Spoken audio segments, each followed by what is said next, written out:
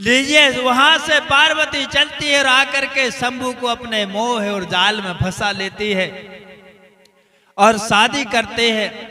शादी जब हो जाती है तो सगा समाज के लिए पता चलता है अब उनमें कैसी शादी होती है, बाहरी लोगों में कैसी शादी होती है, उसका नाम शादी है। कैसी शादी होती है? शादी का मतलब साधारण। उनके कैसी साधारण? कहीं एक माला तुम ले लो, एक हम ले लें, हमने तुम्हारे गले में डाल दी, तुमने हमरे गले में, शादी हो गई है ना भैया जी। शादी का मतलब क्या है? ना खर्चा ना चर्चा, शादी हो गई। अरे जिसके नाम को आज हमें जयमाला कहने लगे, ये जयमाला वही शादी है, परंतु वह शादी हमारी नहीं होती थी। हमारी शादी तो हमारे सियानों की ये होती थी कि कुटकी को पेज बनो। काय को? अरे कुटके को पेज बनो, माहौल को दोना, है ना। कुटकी को पेज बनो, माहौल को दोना, और गोड़न को ब्याह भाव लेना ना देना, तालियां बजाना पड़ेगा। कौन है? बाबा शंभू गौरा इस धरती की राजा रानी है। कौन है? शंभू गौरा इस धरती की राजा रानी है। काला से साया ने शंभू, शंभू की भक्ति करो, शंकर की मत करना। अब आप कहोगे गुरुजी फिर लफड़ा कर दिया आपने, विचार करोगे ना। अरे दुनिया वाले कह रहे शंकर सबसे बड़ा है। अरे शंकर भगवान के बगैर तो कुछ होने वाला नहीं है, और मैं कहता हूं सिर्फ शंकर को छोड़ दो, दुनिया की पूजा करो जिसमें तुम्हारा कल्याण हो जाएगा।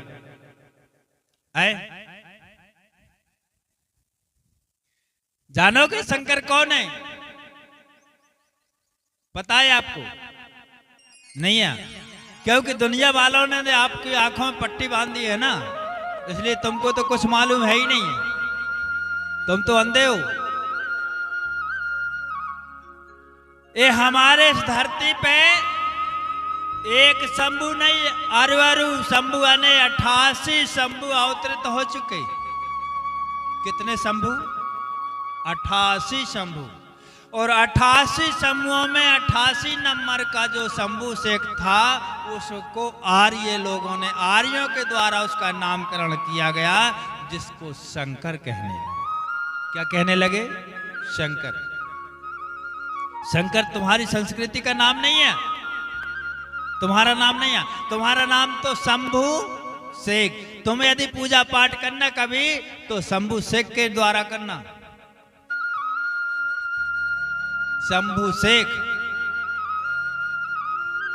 शंभू शेख की स्थापना करना, शंभू शेख की पूजा करना, शंभू गौरा की पूजा करना। अब शंकर कौन?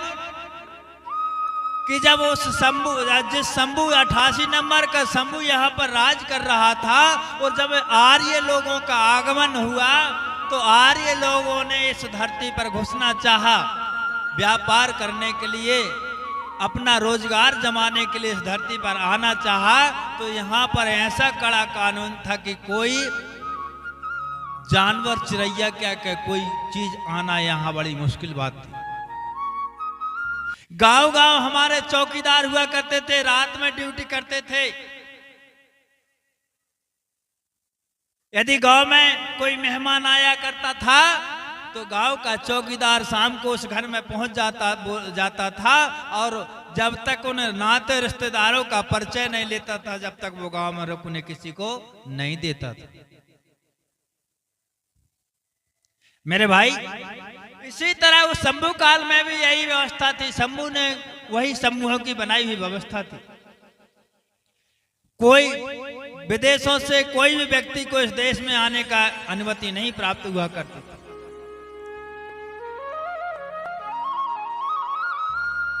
तो जब बाहर से आने वाले विदेशियों के लिए यहाँ पर कोई व्यवस्था नहीं थी, तो उनने फिर क्या किया?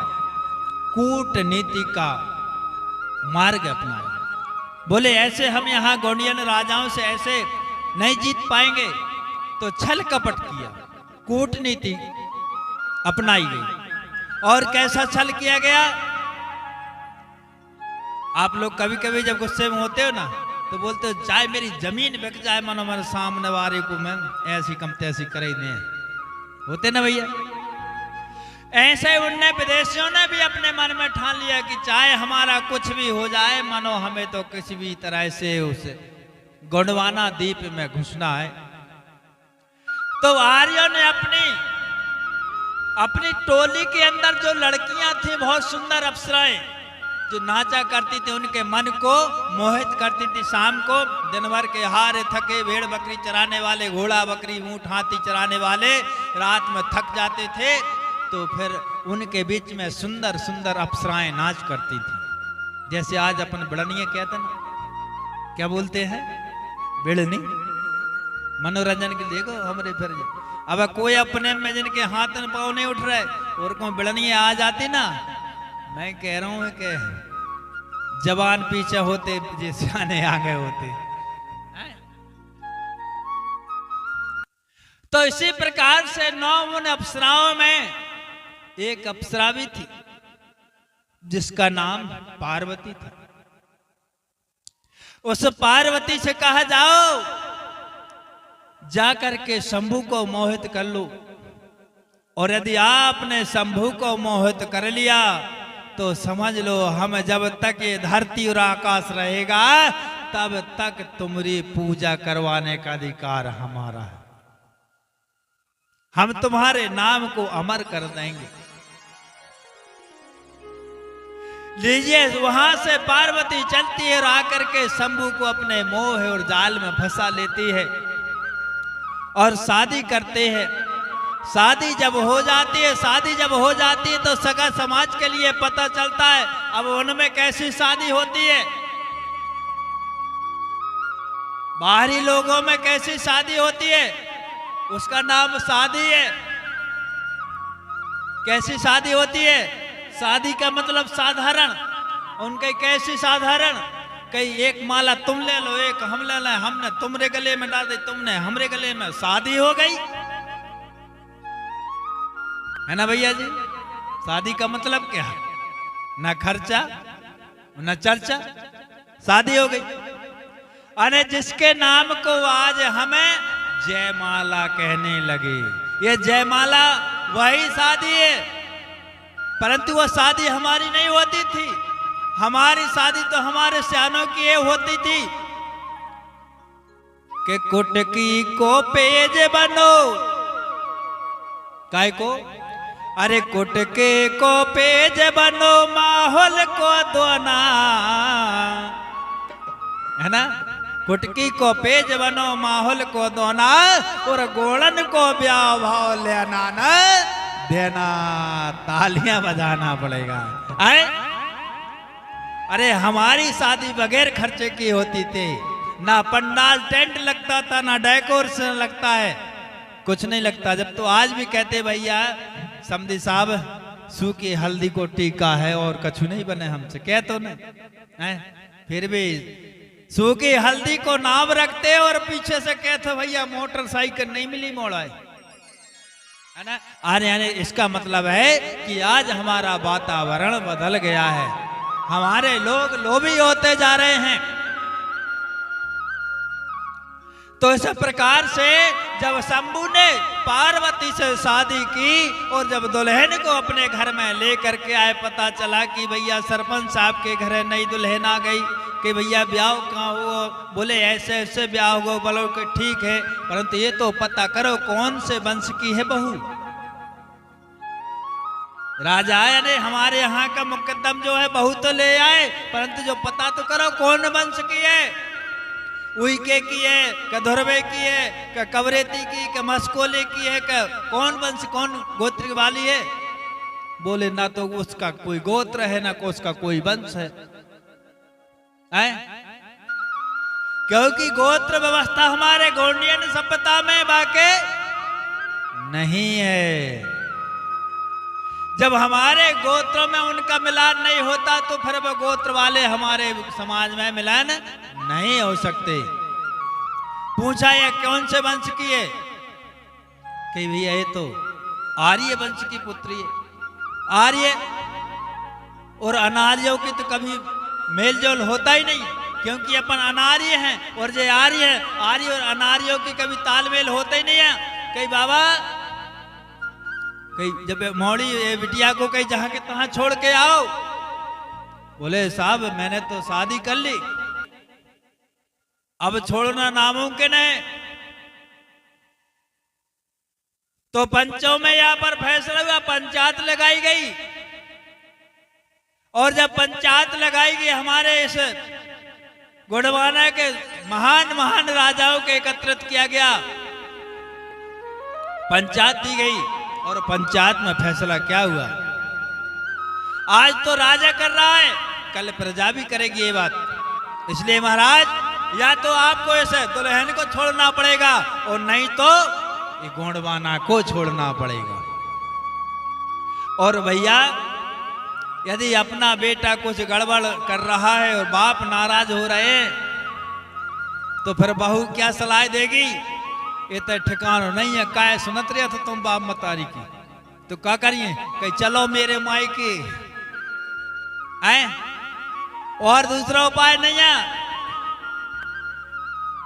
सलाह क्या मिली? चलो मेरे मायके, हम अपने बाप मतारी के यहाँ रहेंगे, भैया भाभी के यहाँ रहेंगे।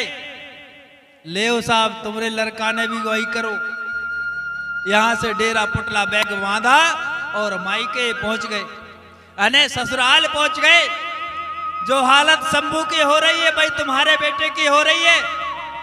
अरे तुम्हारा बेटा यहाँ अपने घर में राजा था तो शेर था, अब ससुराल में पहुंच गए तो लड़ाई कैसे बने? मैं बता दे रहा हूं उपाय। सालो आओ, कहा जीजा वही दो बातें सुना रहा। फिर ककिया ससुर आ गए, दो खरी कोटी उनने सुनाई। फिर फपका ससुर आ गए, फिर ससुराई आ गए। कई कार्य खाएगा कई बोदा बात है। तो यहाँ तो घर में अपने राजा दूसरों पर हुक्म चलाते थे, अब वहां भैया सारे के भी सुनने पर का ससुराल में रह रहे है ना। यही व्यवस्था हमारे शंभू के साथ हुई। जब यहाँ समाज ने अस्वीकार कर लिया तो समाज ने जब उसको तिरस्कार कर दिया, निकाल दिया, जिसको शंकर कहते थे, तो शंकर ने अपनो डेरा खटला बांधो भैया पार्वती ने और हिमालय चले गए। और जब हिमालय चले गए तो ससुराल में जब जिन्ना तीन और तूफान करे तो पार्वती कहने लगी इनको काम हम ये करने पर के हाँ कि जब तक तुम अपनो काम पूरा न करो जब तक तुम्हारो इनाम भी मिले वारो नहीं है। तो पार्वती ने क्या किया? इधर उधर से अफीम को गांजो घोट घोट भजन गात है नहीं है? लल्ला है खूब घोट घोट के काय लल्ला भी ससुराल में रह रहो तो तनक अच्छू खावे पिए मिलत। तो अच्छो गांजो अफीम दुनिया के जब जहरीली चीजें शंकर को खिलाई गई तो शंकर फिर नशे में धुत हो गए मेरे भैया। न फिर वह शक्ति रही न वह भक्ति रही। तो वो शंकर जो आज हिमालय पे बैठो है वो शंकर इतई को पैदाइशी हथों पर उते जाकर शंकर होगो, इते हथो शंभु है ना। तो भैया हमें यहाँ के शंभु की पूजा करना, ससुराल वाले शंभु की पूजा नहीं करना है। और कैसे करना है? आप शिवरात्रि मनाते हैं, यहाँ पर सभी लोग मनाते ना, हमारी माताएं बहनें उपास रहती हैं सबसे ज्यादा। तो हमारी माताओं को क्या करना है शिवरात्रि को? शिवरात्रि को यदि आप शंभु व्रत करती हो तो शंभु व्रत में, शंभु व्रत एक दिन का नहीं है, 13 दिन का होता है। शिवरात्रि से 13 दिन पहले से शंभु शिव जागरण मनाया जाता है, जिसको शंभु जागरण बोला जाता है। क्या बोला जाता है? शंभु जागरण, ठीक है ना।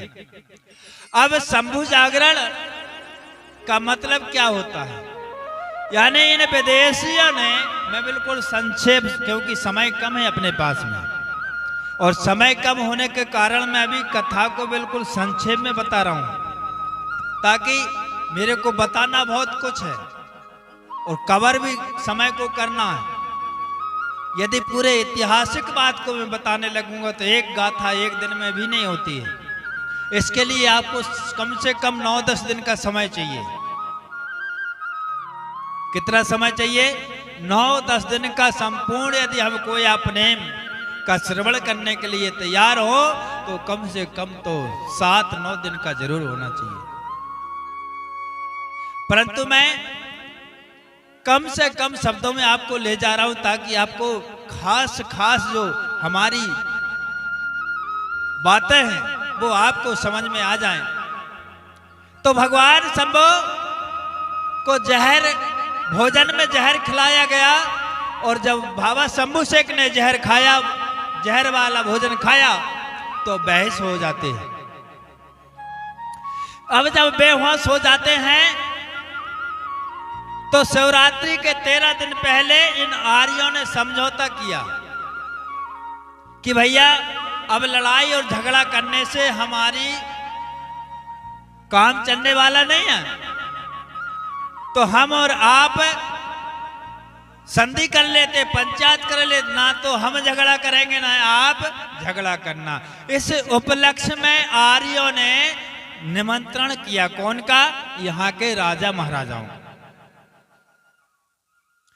और जब निमंत्रण किया तो यहाँ के जो खास खास लिंगो गुरु थे, धर्म गुरु थे, जो हमारे गणराज्य के राजे महाराजा थे, उनका आमंत्रित किया। तो वहां पर 2 प्रकार का भोजन तैयार हुआ। कैसे तैयार? 2 प्रकार का, शाकाहारी और मांसाहारी, है ना। तो वहां पर कैसे तैयार हुआ? एक भोजन शाकाहारी और दूसरे भोजन जहर वाला तैयार किया।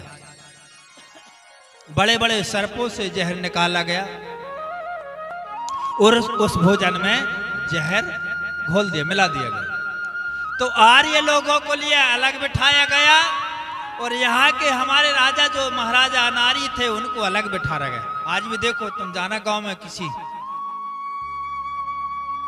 अन्य समाज में, तो कहीं भैया ये ठाकुर भैया आ गए, बोले इधर बैठ जाओ भैया, आप लोग यहाँ लाइन से बैठ जाओ, अलग व्यवस्था करेंगे, इकट्ठे नहीं बिठा लेंगे। होता है ना साहब, यहाँ पर होता है, मैंने देखा हूँ कहीं अलग। तो बोले आप लोग छट जाओ और अलग बैठ जाओ। तो भैया यहाँ के जो राजे थे वो अलग बैठ गए। तो इनके लिए जहर वाला भोजन परस अलग अलग हो रही, उनके लिए अलग भोजन। जब परस पूरी हो गई, भोजन परस गया, तो उस समय शंभु आगे पीछे, क्योंकि शंभु तंत्र मंत्र में आगे थे, शंभु ने विचार किया यदि मेरा पूरा समाज यदि इस भोजन को खा लेगा तो बचाना मुश्किल हो जाएगा। शंभु ने जैसे आज्ञा मिले, शंभु बोले भैया कोई भोजन मत करना। बोले क्यों? कि भैया पहले मुझे खा लेना दो, मुझे कुछ गड़बड़ लग रहा है। अरे गड़बड़ लग रहा है? कि बोले हाँ। कहीं कैसे? कहीं मुझे ऐसा लग रहा है शायद इस भोजन में जहर मिला है। बोले जहर मिला नहीं तो करके आज जहर खिला रहे, कि हमें विश्वास नहीं होता। सबरे के लग नहीं महाराज ऐसा नहीं है। तो कहीं देखो पहले मुझे खा लेने दो, आप लोग रुकिए, पहले मुझे भोजन करने दो। यदि वो जहर आने भोजन में खा गया और मुझे जहर नहीं चढ़ा तो समझ लेना सब लोग भोजन कर लेना, और कहूँ मुझे जहर चढ़ गया तो समझ लेना पक्का है। और कई जहर पचाने की शक्ति मुझ में है, मैं पचा लूंगा, परंतु आप में नहीं है। तो बोले ठीक है खाओ शंभु, जोहार जोहार। आज्ञा हुई, शंभु भोजन करने लगे। शंभु ने जो जो भोजन किया और भोजन करते जा रहे हैं और जहर शरीर में फैलता जा रहा है। धीरे धीरे जो भोजन किया पूरे शरीर में जहर फैल गया, और जब जहर फैला तो शंभु बाबा जो थे बेहोश हो गए। मेरे सगा जनों, जब बेहोश हो गए तो हमारे जो मूढ़ लिंगो थे उन्होंने किया, अरे बेईमानो आर्यो, तुम्हारी सत्यानाश हो, तुम्हारा बुला हो, तुमने न्यो तो करके हमारे साथ में दगाबाजी करे। धुआंधार युद्ध होने लगा, लड़ाई होने लगी। घमासान आर्य लोग परास्त होकर के भागने लगे, परंतु उस समय लड़ाई रोकना जरूरी था।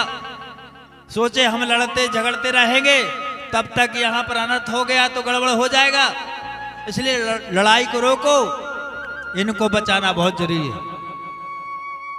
तो बेचारे हमारे कोयटागढ़ राज्य के समस्त गढ़ वीरों ने उसी दिन से, जिस दिन से जहर पिया था शंभू ने खिलाया था, उसी दिन से खाना और पीना छोड़ देते हैं। बेचारे पंच ज्योति कलश जला करके शंभू को बचाने के प्रयास करते हैं। प्रकृति शक्ति फड़ा पहन का गीत भजन गुणगान करते हैं, आराधना करते हैं। धीरे धीरे जाकर के 13 दिन के बाद में शंभू हाउस में आए, जिसको आज आप लोग शिवरात्रि कहते हो। और शिवरात्रि जो है, शिवरात्रि के दिन लोग क्या करवाने लगे, कहते हैं शिवरात्रि के दिन गौर आने पार्वती को और शंभू का विवाह करवाने लगे, जबकि पार्वती को शंभू को ब्याह शिवरात्रि नहीं हुआ भैया। अरे उस दिन तो शंभू को जहर खिलाया गया था, जहर के भोजन खिलाए गए थे मेरे भाई। तो आप लोगों से मैं निवेदन करूंगा कि जब आप लोग शिवरात्रि मनाते